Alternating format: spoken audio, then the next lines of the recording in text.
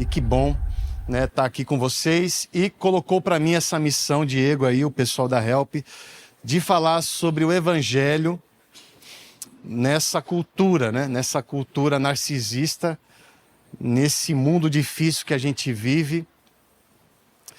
E a gente precisa entender, né, o verdadeiro desafio, as estratégias, né, que precisamos usar, as ferramentas que precisamos usar e aquilo que precisamos nos lembrar, que muitas vezes a gente se esquece, sobre ser representante do Evangelho nesse mundo que só pensa em si mesmo.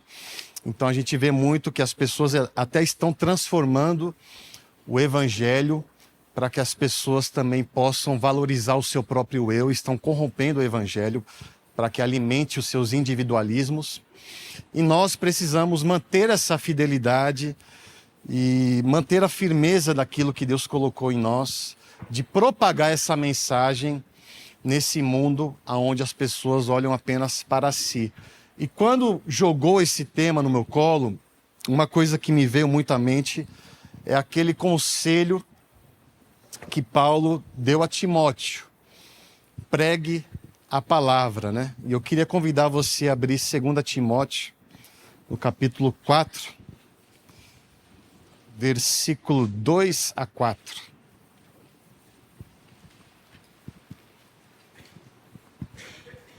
Segunda Timóteo 4, 2 a 4. Vou ler na versão NVI aqui, tá bom? Pregue a palavra.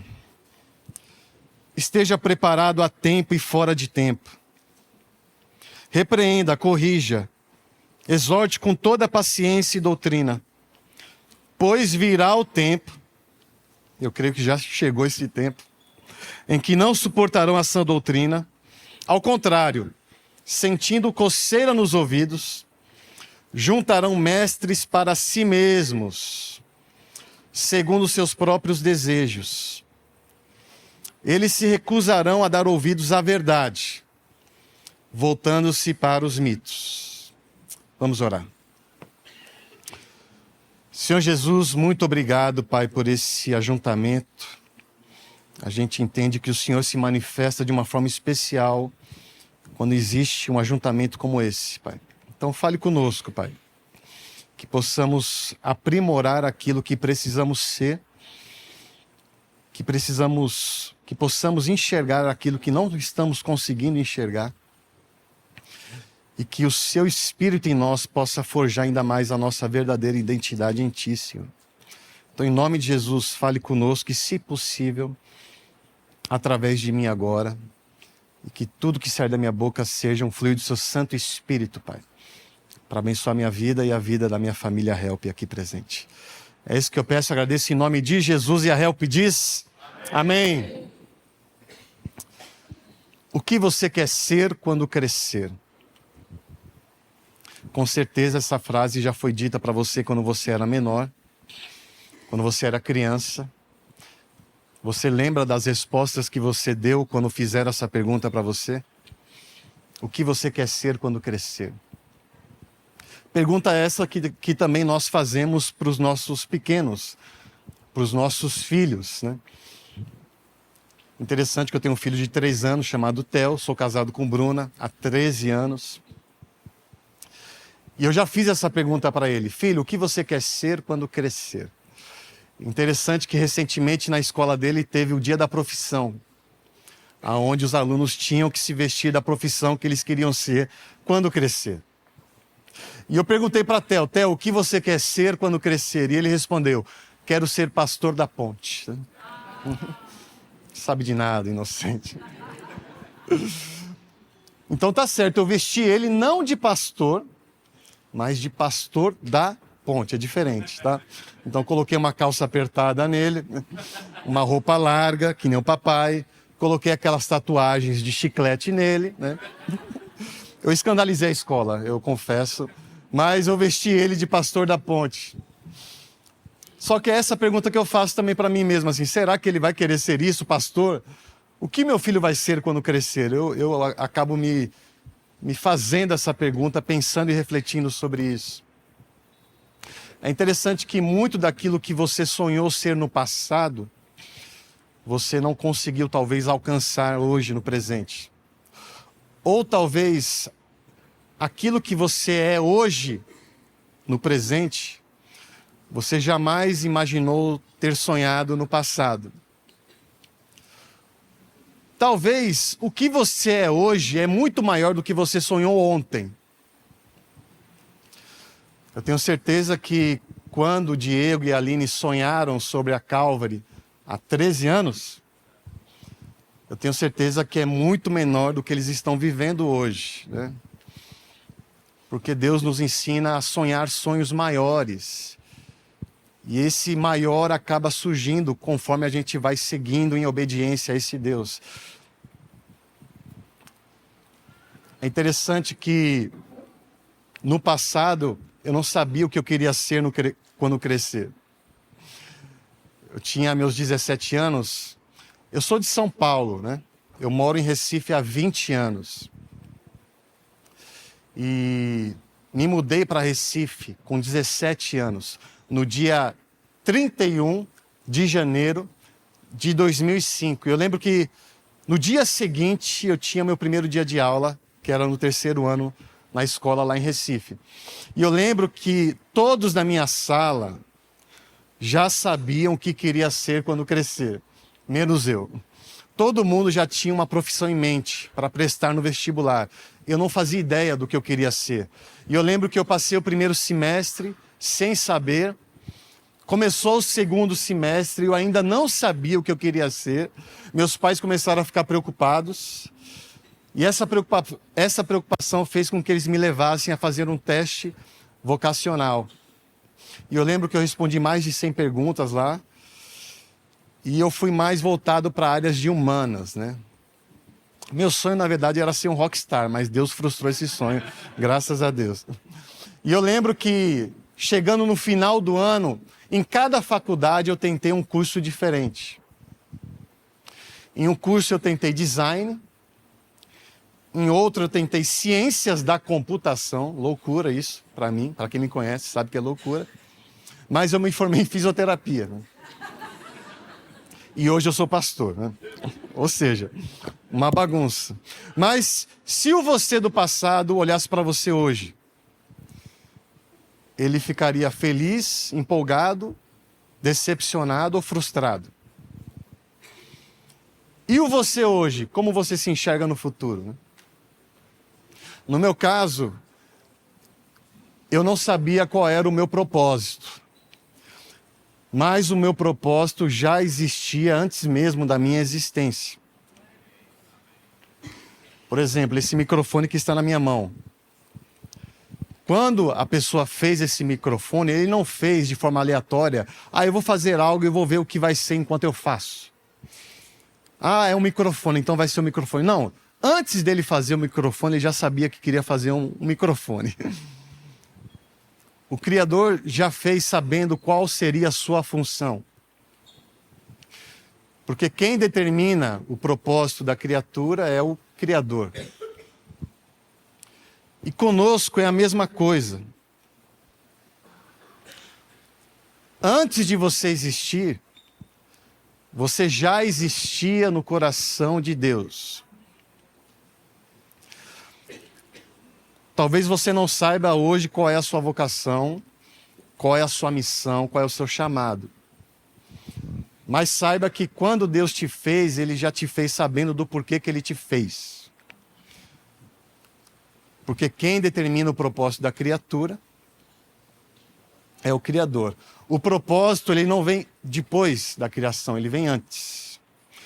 Porque nós fomos feitos por Deus, criados em Cristo Jesus, para as boas obras, as quais Deus preparou previamente para que andássemos nelas. Efésios 2:10. Quem determina o propósito da criatura é o Criador. Então, só para desmistificar algumas coisas. Propósito não é fazer aquilo que te dá alegria. Vocação não é sinônimo de prazer. Prazer e alegria pode ser uma consequência do propósito, mas não é a causa principal. não é a motivação principal. Da mesma forma que propósito não é estar numa zona de conforto. Propósito se conecta muito mais com sentido. Vocação se conecta muito mais em ter um sentido não para si mesmo, mas através de você. Então, ter sentido não é necessariamente ter alegria o tempo todo, entendeu? Nem sempre obedecer a Deus vai colocar um sorriso no seu rosto.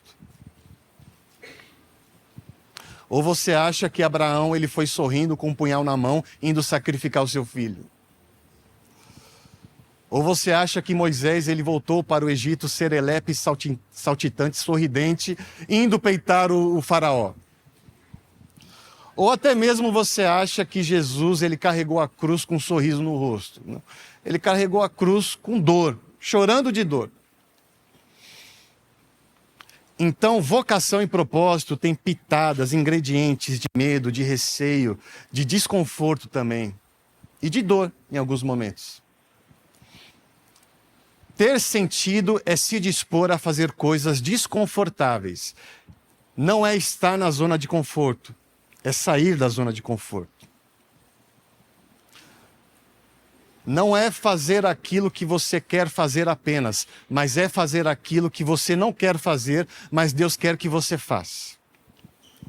Da mesma forma que também é deixar de fazer aquilo que você gosta tanto de fazer, mas Deus quer que você deixe de fazer. Mas, trazendo para o tema, nós vivemos num mundo hoje que boa parte das pessoas não estão preocupadas em viver o seu propósito, em viver a sua vocação, em buscar entender qual é a sua vocação. Pois vivemos num mundo que é mais importante ter do que ser. O narcisismo que aflora nesse mundo fala que para você alimentar o seu eu, você precisa ter. Então você só vai ser algo se você tiver algo, entendeu? Você só vai ser alguém se você tiver muito. Então é preciso ter para ser. O narcisismo, ele prioriza o ter, nem que seja necessário abrir mão do ser. Nós estamos nessa pós-modernidade, onde o principal dilema é ter. A pós-modernidade, ela é uma assassina de vocações. E é uma fábrica de narcisismos. Tem um filósofo que ele é considerado especialista em pós-modernidade, que é o Jean-François Lyotard. E ele diz que a pós-modernidade, na sua essência, ela desacredita em metanarrativas. A pós-modernidade, ela não acredita mais tanto em grandes verdades, em verdades absolutas. Metanarrativa é uma verdade absoluta, é uma grande verdade. Verdade essa que dizem que vai trazer sentido, propósito e significado para a sua vida. Então, por exemplo, o cristianismo é uma metanarrativa. É uma grande verdade que oferece sentido, propósito e significado para a sua vida. Mas não apenas o cristianismo é uma metanarrativa. O iluminismo também é uma metanarrativa. O capitalismo também é uma metanarrativa.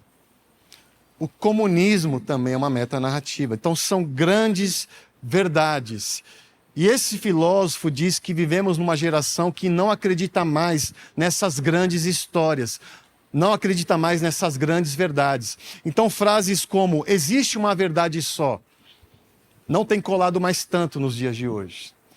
A Bíblia é a nossa regra de fé e prática. Essa frase também não gera mais tanta liga para muitas pessoas. A vida tem um propósito maior. Para muitos isso é muito romântico. Então afirmações como essas já não encontram mais tanta aceitação, porque cada um, nesse mundo narcisista, prefere criar sua própria verdade. Então, nesse mundo de hoje, as pessoas estão abrindo mão das metanarrativas e estão aderindo às mini-narrativas. Pequenas porções de verdades, onde elas criam uma grande verdade para si mesmas. Então, é muito comum você ouvir também frases como essa: olha, a sua verdade é diferente da minha. Eu respeito a sua verdade, mas é diferente da minha. Olha, eu sou cristão, mas tem coisas na Bíblia que são absurdas. Eu sou cristão, mas eu acredito que a Bíblia não é inspirada por Deus. Eu sou cristão, mas tem coisas na Bíblia que a gente poderia rasgar e jogar fora. Olha, eu acho muito bonito o cristianismo, mas tem coisas muito pesadas nele. Então o que a gente enxerga é um fatiamento da verdade, onde a pessoa cria uma fé sob medida, colocando apenas pedaços que ela aceita, descartando o pacote fechado.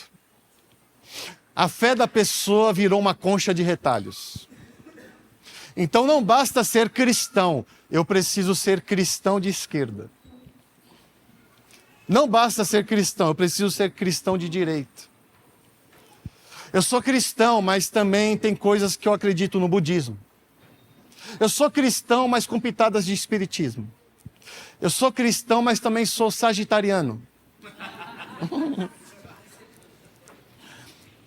É interessante que você vê nas redes sociais das pessoas, né? Você vê esse pequeno descritivo da pessoa. Fulano de tal, pai de pet, casado com tal, cristão, sagitariano.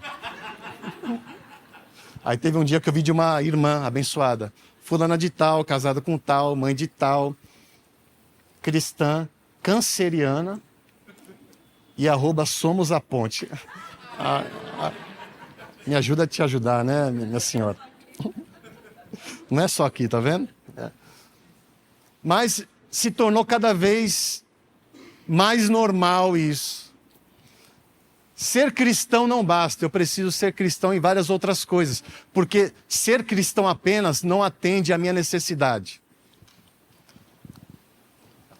É nesse mundo que a gente vive, onde a fé da pessoa virou essa concha de retalhos. A face de Jesus está sendo dissecada. Pegamos apenas pequenas porções homeopáticas de Jesus, mas descartamos o Jesus inteiro. Então as pessoas querem escolher o que gostam e rejeitar o que não gosta. Elas querem um cristianismo que acolhe, mas não querem um cristianismo que confronta.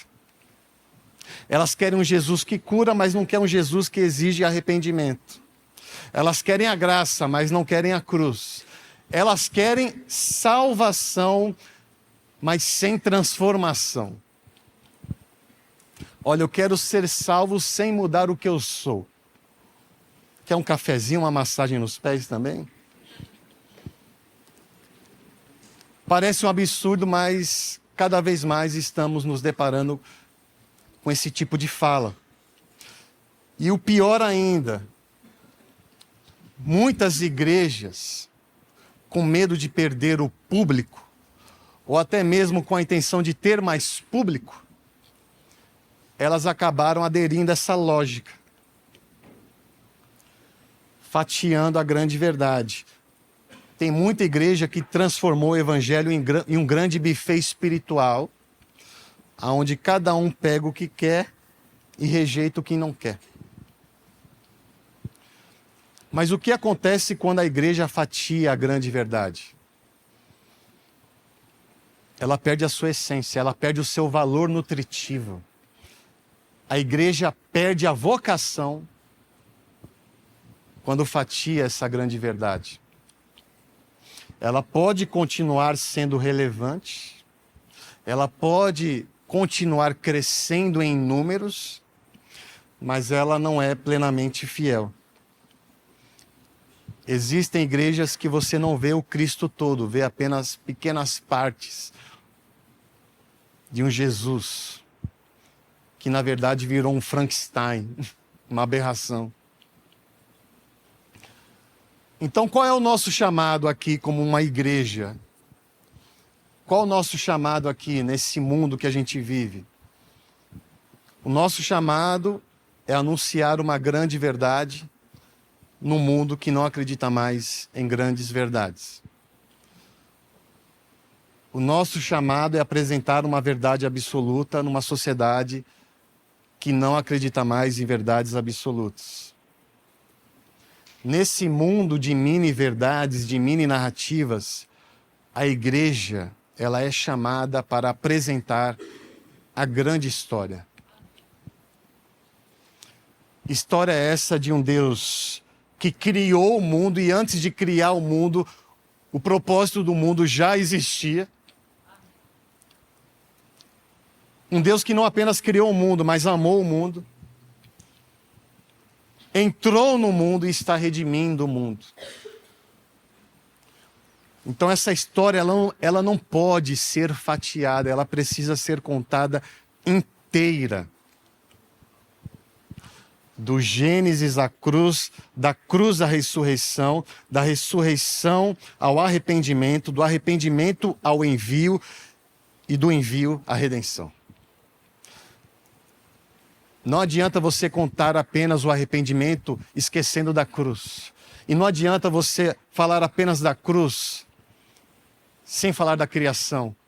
E não adianta você falar apenas da redenção sem passar pelo envio, pelo arrependimento. Essa verdade só fará sentido e gerar sentido para você se você comer ela toda, ser confrontada por ela toda e propagar ela toda. Então a missão da igreja não é agradar o fiel. A missão do pastor não é escovar ovelha. A missão da igreja é anunciar a grande verdade para o fiel. Não é ajustar o evangelho conforme a cultura, mas entender que somente o evangelho tem poder suficiente para redimir e transformar a cultura. Somente o evangelho é capaz de transformar o narcisismo em uma comunidade coletiva. Então, nosso papel é propagar essa grande verdade. Existe muito esse tipo de argumento, mas o mundo mudou. Ah, não faz sentido isso aqui hoje. O mundo mudou. O mundo mudou e sempre vai continuar mudando. E não é porque que o mundo muda, o evangelho precisa mudar. Apenas a imutabilidade do evangelho é capaz de alcançar as mudanças do mundo. O evangelho não precisa mudar só porque o mundo muda. Então a nossa missão é propagar essa grande verdade, essa metanarrativa. Essa é a nossa missão. Não fatiar, não recuar, mas propagar. Não devemos trocar a cruz por slogans. Porque somente o evangelho é o poder de Deus capaz de gerar salvação e transformação para todo aquele que crê. E a pergunta que eu fiz para mim ao fazer isso, que eu faço para você: você ainda crê nessa grande história? Essa grande verdade ainda está tomando conta de você? Ou você, sem perceber, tem fatiado ela? Talvez a sua vida esteja mais parecida com quebra-cabeças de verdades soltas. Talvez você cresceu ouvindo essa grande história. Você sabe da textura, você sabe da cor, você sabe do cheiro. Você conhece todo o enredo. Mas no fundo você sabe que começou a fatiar. Tem coisas que você gosta de ler, mas tem coisas que você evita ler. Tem coisas que você se esquiva porque você sabe que será confrontado. Você ainda crê nessa grande história ou você começou a escolher pedaços que te agradam? Você foi moldando um evangelho sob medida, que é mais confortável para você e menos exigente. Talvez você esteja vivendo um evangelho mais parecido com você e menos parecido com Jesus. Mas hoje o Espírito Santo está te chamando de volta a abraçar essa grande missão. O convite que eu quero fazer para você não é abraçar um pacote religioso, mas abraçar o Jesus inteiro. Voltar a se entusiasmar com essa grande história. História essa que te confronta, mas que também te cura. História essa que te denuncia, mas também te liberta. História essa que te chama para a cruz, mas também que te entrega a ressurreição. Não é possível ter libertação sem a denúncia, não é possível ter a ressurreição sem a cruz, e não é possível ter a cura sem o confrontamento. O Espírito Santo está chamando para você abraçar Jesus por inteiro e apresentar esse Jesus inteiro nesse mundo narcisista. Hoje é dia de voltar, ou ressignificar, ou restaurar. Confiar na palavra toda, se render ao Cristo todo. E de viver uma vida toda para a glória de Deus. É essa igreja que nós precisamos ser hoje. E é essa igreja que os nossos filhos precisarão no futuro. Pois eu amo a mensagem da cruz. Até morrer eu a vou proclamar. Levarei eu também a minha cruz, até por uma coroa a trocar. Que Deus abençoe você.